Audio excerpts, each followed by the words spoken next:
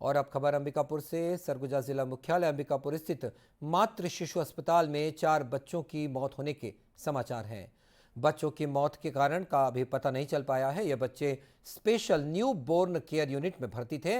इस बीच रविवार रात करीब आधे घंटे तक बिजली चली गई।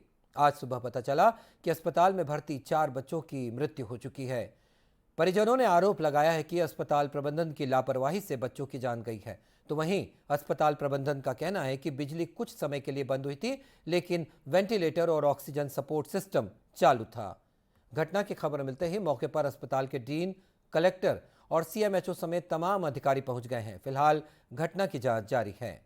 इस बीच स्वास्थ्य मंत्री टीएस सिंहदेव ने मुख्यमंत्री भूपेश बघेल को भी इस घटना की जानकारी दी। साथ ही घटना की जांच के लिए स्वास्थ्य विभाग के अधिकारियों की एक टीम भी बनाई गई है। स्वास्थ्य मंत्री ने बताया कि अंबिकापुर के मातृ शिशु अस्पताल में 4 बच्चों की मौत की जानकारी मिली है। विभागीय प्रमुख अधिकारी को जांच टीम गठित कर अस्पताल भेजने के निर्देश दिए गए हैं और वे स्वयं भी अंबिकापुर अस्पताल जाकर वहां स्थिति का जायजा ले रहे हैं।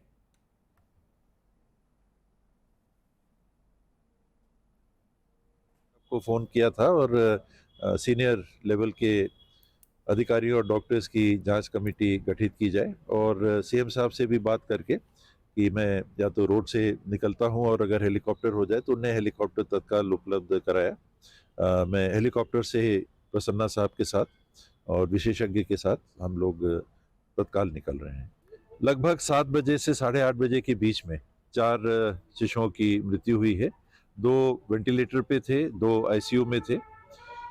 बिजली जाने की बात सामने आई है, लेकिन मुझे नहीं लगता, यहाँ से जो भी मैंने अभी तक जानकारी ली है, कि बिजली जाने का कोई कारण होना चाहिए इसमें, क्योंकि बिजली का बैकअप भी रहता है। वहाँ इन्वर्टर भी हैं, जनरेटर भी है, चालू थे कि नहीं, उससे असर हो रहा था कि नहीं, बेबी वार्मर्स हैं वो चल रहे थे कि नहीं, ऑक्सीजन सप्लाई प्रभावित हुई क्या और वेंटिलेटर प्रभावित हुए क्या। अभी तक जो मुझे जानकारी मिली है कि इनमें ऐसी कोई स्थिति उत्पन्न नहीं हुई थी। ना वेंटिलेटर प्रभावित हुए थे, ना ऑक्सीजन सप्लाई प्रभावित हुई थी। तो 4 बच्चों में जो अभी तक फिलहाल जानकारी आई है, 2 प्रीमेच्योर बर्थ्स के थे, कम वेट के थे। एक बर्थ एक्सफिक्सिया से संघर्ष कर रहा था बच्चा और एक बच्चे की हार्ट कंडीशन थी। और इस घटना के बारे में ज़्यादा जानकारी लेते हैं। अंबिकापुर से हमारे संवाददाता सुशील बखला जुड़ गए हैं। सुशील बखला जी, आप मेरी आवाज़ सुन पा रहे हैं? जी मनीष। सुशील बखला जी, ये बताइए कि आज जो सुबह से पूरे राज्य में इस घटना को लेकर हड़कंप मचा हुआ है, ये इस घटना के बारे में पूरी विस्तार से जानकारी दीजिए।